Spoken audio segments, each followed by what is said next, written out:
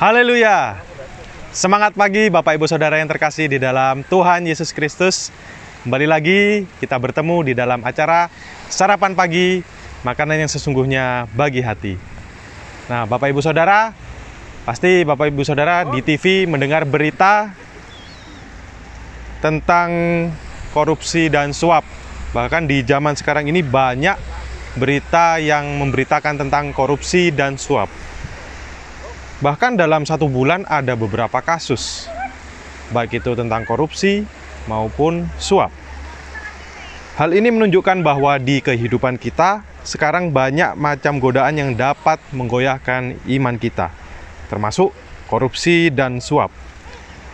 Dalam kitab Keluaran, kita sudah diingatkan jangan sekali-kali menerima suap. Saya ulangi, jangan sekali-kali menerima suap. Mari kita baca di Keluaran 23 ayat 8 yang berbunyi demikian. Suap janganlah kau terima, sebab suap membuat buta mata orang-orang yang melihat dan memutarbalikkan perkara orang-orang yang benar. Nah, lalu jika suap itu dilarang dalam Alkitab, jelas di Keluaran 23 ayat 8 dikatakan seperti itu.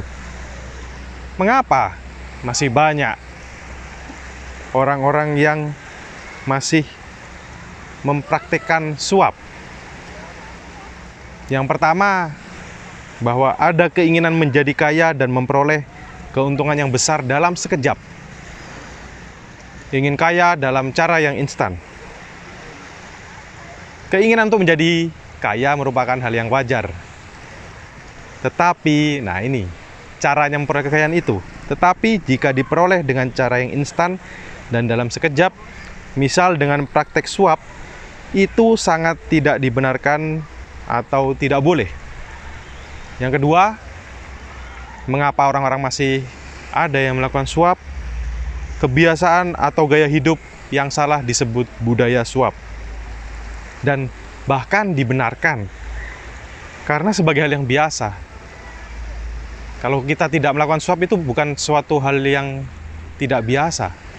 Karena yang biasa adalah suap, budaya suap itu. Jadi terbalik, istilahnya yang benar itu suap, yang tidak benar tidak suap. Nah, itulah budaya suap.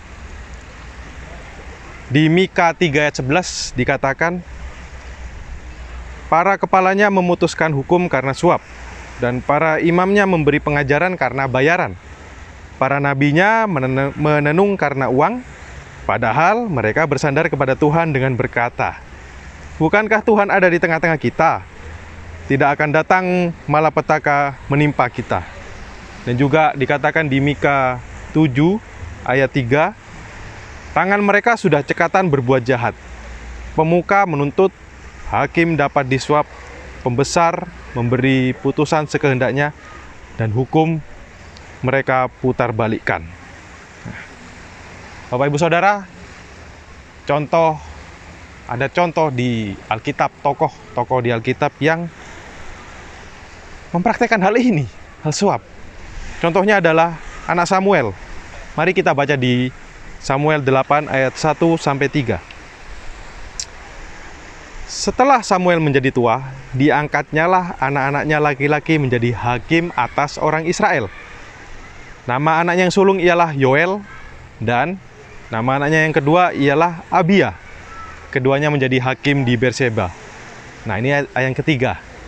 Tetapi anak-anaknya itu tidak hidup seperti ayahnya, Samuel ya.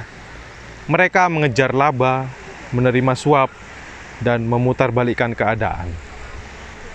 Yoel dan Abia tidak hidup seperti ayahnya, yaitu Samuel.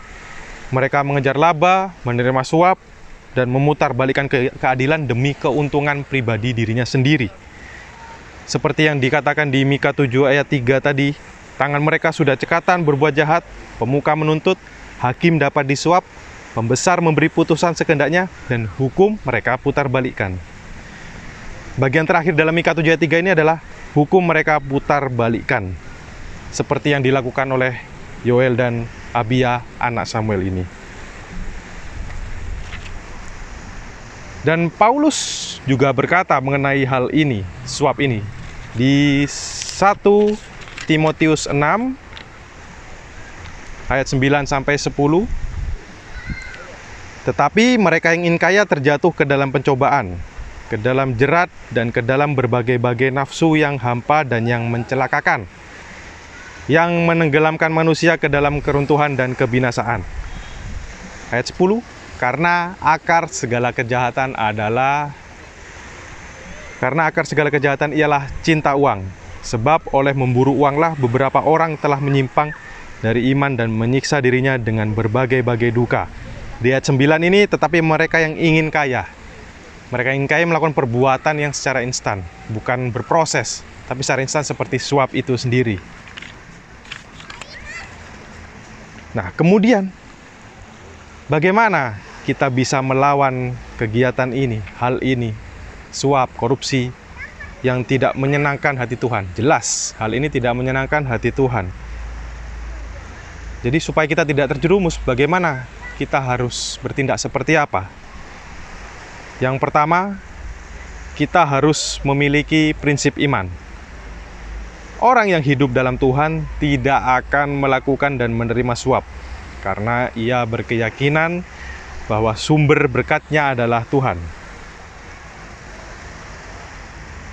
Di Ulangan 8 ayat 18, tetapi haruslah engkau ingat kepada Tuhan Allahmu, sebab dialah yang memberikan kepadamu kekuatan untuk memperoleh kekayaan, dengan maksud menunggukan perjanjian yang diikrarkannya dengan sumpah kepada nenek moyangmu seperti sekarang ini. Nah, itu yang pertama adalah kita harus memiliki prinsip iman. Dan yang kedua, di Mazmur 34 ayat 10, singa-singa muda merana kelaparan, tetapi orang-orang yang mencari Tuhan tidak kekurangan sesuatu pun yang baik. Jadi yang kedua adalah harus takut akan Tuhan. Takut akan Tuhan memberikan keberanian kepada kita untuk menolak kebiasaan manusia yang salah. Dan yang ketiga, di Filipi 4 ayat 19, Allahku akan memenuhi segala keperluanmu menurut kekayaan dan kemuliaannya dalam Kristus Yesus. Yang ketiga, kita harus percaya bahwa Tuhan menyediakan dan mencukupi segala kebutuhan. Jadi, untuk melawan hal ini, kita memiliki 3 hal, yaitu pertama, kita harus memiliki prinsip iman. Yang kedua, kita harus takut akan Tuhan. Takut ini berarti hormat. Takut ini berarti menuruti apa yang Tuhan kehendaki. Dan yang ketiga, kita harus percaya bahwa Tuhan akan mencukupkan segala kebutuhan kita. Jadi Bapak Ibu Saudara, kita harus kokoh dan tahan terhadap godaan-godaan di dunia ini. Diibaratkan seperti gedung bertingkat. Gedung ini pasti memiliki fondasi yang kuat dan dalam, supaya bangunan tersebut tidak roboh dan kokoh. Begitu juga kita, perkuat dan dalamkan fondasi kehidupan kita dengan terus takut akan Tuhan setiap saat dan setiap waktu, di dalam segala situasi dan kondisi. Kiranya sarapan pada pagi hari ini memberkati kita semua dan memberikan semangat baru di hari ini, hari yang baru. Terima kasih, Tuhan Yesus memberkati. Haleluya.